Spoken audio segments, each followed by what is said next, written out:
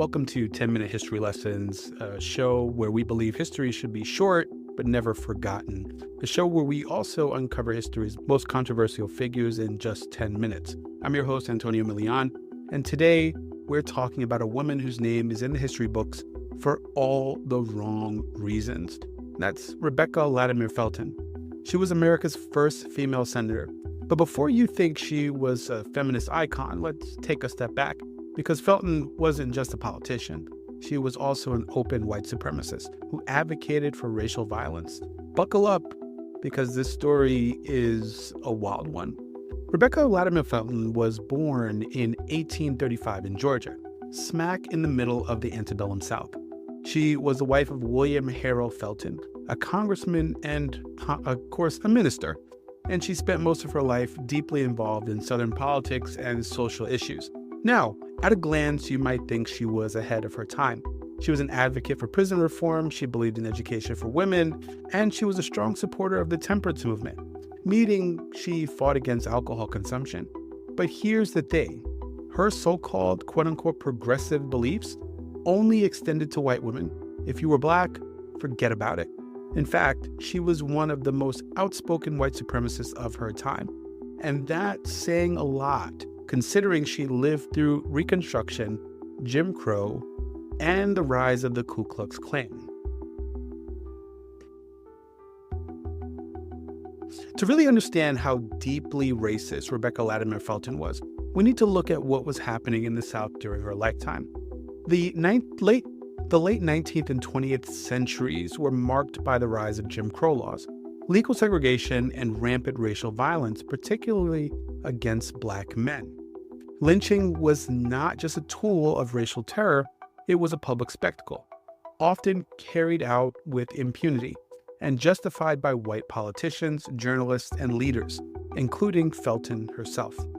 One of the most infamous moments of her career came in 1897, when she spoke at a Georgia Agricultural Society meeting in Tybee Island.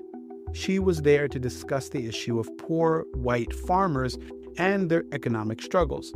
But she took a sharp turn into racial fear-mongering. In her speech, she framed Black men as monstrous threats to white women, using a false and racist idea that Black men were inherently dangerous and sexually aggressive. And then came one of her most chilling words, where she said, "If it needs lynching to protect women's dearest possessions from the ravening human beast, then I say lynch 1,000 times a week if necessary." Well, let's break that down. She wasn't just suggesting that lynching was a response to crime. She was endorsing it as a necessary and repeated act of racial terror. Now, here's the reality. Lynchings weren't about protecting white women. They were about enforcing white supremacy. Many Black men were lynched based out of mere accusations, often false ones, and sometimes for something as small as looking at a white woman the wrong way. This speech sparked national outrage. One of the loudest voices against her was a journalist named Ida B. Wells, a pioneering Black investigative reporter and an anti-lynching activist. Wells spent years documenting how lynchings were often used as punishment for Black men who were gaining economic and political power. She directly called out Felton's lies, exposing how many white women actually had consensual relationships with Black men, but would cry assault to escape the social consequences. But did Felton back down? Absolutely not. Instead, she doubled down on her views in newspapers and public addresses, continuing to advocate for lynching as a way to protect white society. She wasn't some fringe extremist. She was respected and powerful. She wrote hundreds of newspaper articles, gave countless speeches, and worked tirelessly to push her agenda of white supremacy, voter suppression, and Black disenfranchisement. Now, let's not forget, she wasn't just talking about Black men. She despised Black women too. In her eyes, They were inferior and unworthy of any social right or upward mobility. When Black women began organizing politically, especially during the suffrage movement, Felton actively opposed them, arguing that only white women should have the right to vote. To put it plainly, Felton didn't just support white supremacy, she fought to make sure it thrived. Now, let's talk about how Felton became the first female U.S. Senator and why it was nothing more than a symbolic stunt by Georgia's political establishment. The story starts in 1922, when Georgia Senator Thomas E. Watson suddenly died in office. That seat was left open, and Georgia's governor, Thomas Hardwick, needed to appoint someone temporarily until a special election could be held. Hardwick was in a tough spot. He wanted to run for the seat himself, but he knew he wasn't popular, especially among white women, because he had opposed the 19th Amendment, which gave women the right to vote. So in a political move designed to win favor with white women voters, he decided to appoint Rebecca Lattimer Felton to the seat. But here's the thing. He knew she wouldn't actually serve. She was 87 years old at the time, ancient by political standards, and the Senate was already planning to swear in an actual elected senator, Walter George.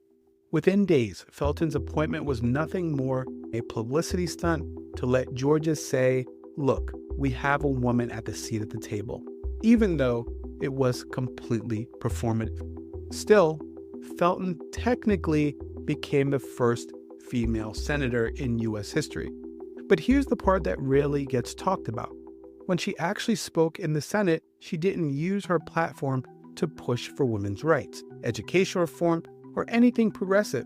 Instead, she defended the South's racist legacy, praised the Confederacy, and made it clear that she believed in white supremacy. This wasn't a feminist victory. It was a reminder that history loves to highlight first without asking what those people actually stood for. She was a white supremacist first and a woman second. And yet, for decades, Felton was remembered in history books as a trailblazing woman in politics. The fact that she openly advocated for racial violence was conveniently left out. So how should we remember Rebecca Lattimer Felton today? That depends on whether we choose to look at who she really was, or just a convenient version of history that's often been told.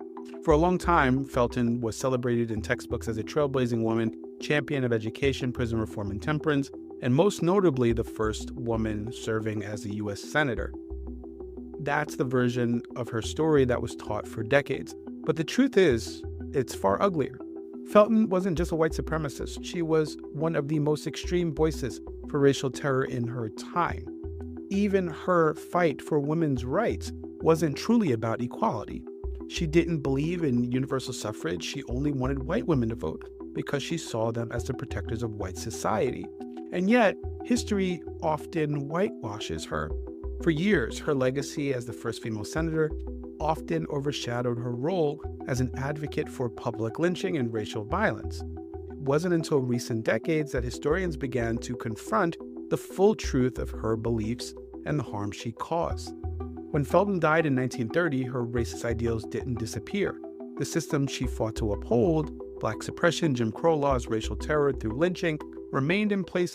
Some of the very issues she pushed for, like disenfranchisement of Black voters, are being still fought today in the form of voter ID laws, gerrymandering, and mass incarceration.